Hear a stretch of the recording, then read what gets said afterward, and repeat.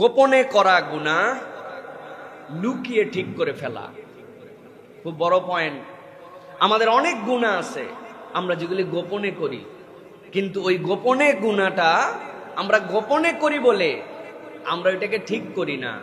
আপনি যদি আপনার অন্তরকে, ভেতরটাকে সুসজ্জিত করতে চান, তাহলে গোপনে করা গুনাহ লুকায়া লুকায়া ঠিক করে ফেলা। আমার কথা নয়, আল্লাহ রাব্বুল আলামিন বলছেন সূরা নিসা, কোরআনের 4 নম্বর সূরা 108 নম্বর আয়াতের মধ্যে আল্লাহ বলছেন ইয়াস্তাগফুনা মিনান নাসি ওয়া লা ইয়াস্তাগফুনা মিনাল্লাহ। ওই ব্যক্তিরা তো মানুষের থেকে গোপন করতে চায়, এমন কিছু করছি দুনিয়ার কেউ দেখে নাই, এমন ভাবে করলাম, এমন কৌশলে মার দিলাম, এমন টেকনিক্যালি কাজটা করে ফেললাম, দুনিয়ার কেউ দেখে নাই। আল্লাহ বলছেন ওই মানুষেরা মানুষের থেকে গোপন করতে পারে, ওয়ালা ইয়াস্তাগফুনা মিনাল্লাহ, কিন্তু আল্লাহ থেকে তো তুমি কিছুই গোপন করতে পারো না। ওয়া হুয়া মাহুম, আল্লাহ তখনও তাদের সাথে ছিলেন। ইয ইউবাইয়িতুনা মা লা ইয়ারদা মিনাল কওল, যখন তারা গোপনে গোপনে রাত্রেবেলা তার বাড়িতে যেই কথা আল্লাহ পছন্দ করেন না ওই রকম বিষয় নিয়ে আলোচনা করছিল।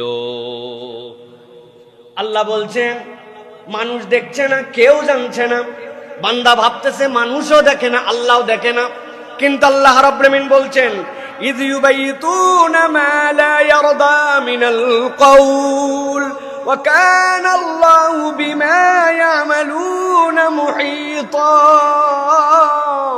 আল্লাহ বলছেন ও দুনিয়ার মানুষ, রবের ব্যাপারে এরকম ধারণা খবরদার করিস না। আমি আল্লাহ রাব্বুল আলামিন তোর চারিপাশ দিয়ে ঘেরাও দিয়ে রেখেছি। তুই যখন বাড়িতে একা, যখন গোপনে গোপনে তুই যখন কথা বলিস, আল্লাহ বলছেন দুনিয়ার কেউ না জানলেও বান্দা যেন এইটা বোঝে যে তার রব এইটা জানে।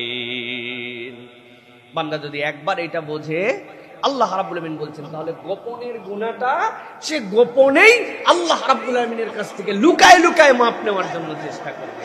অনেক মানুষ আছে গোপনের গুনার কথা আবার প্রকাশ্যে বলে বেড়ায়।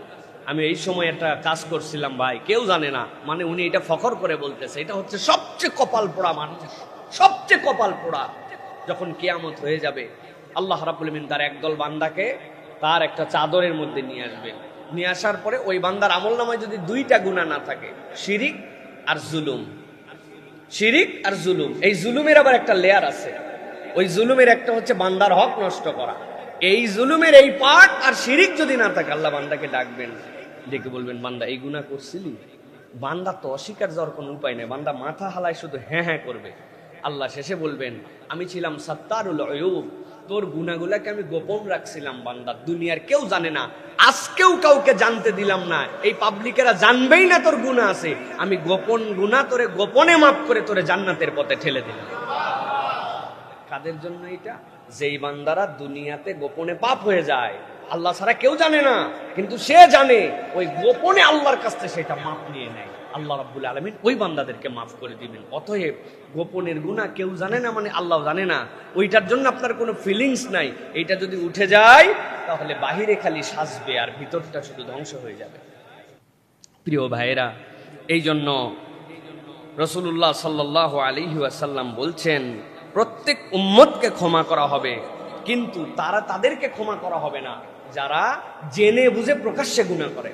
গোপনে গুনাহ আল্লাহ মাফ করে দিবেন, জেনে বুঝে প্রত্যেক উম্মতকে আল্লাহ মাফ করবেন, কিন্তু গুনাহ জানার পরেও ওপেনলি গুনাহ করে, ভাব মেরে গুনাহ করে, করলে কি হবে, আমারে ধরে কে, এরকম একটা মুড নিয়ে চলে। আল্লাহ বলছেন এই বান্দাদেরকে আল্লাহ মাফ করবেন না। অতএব প্রিয় ভাইরা, গোপনে যে গুনাহ প্ল্যান করে এখন থেকে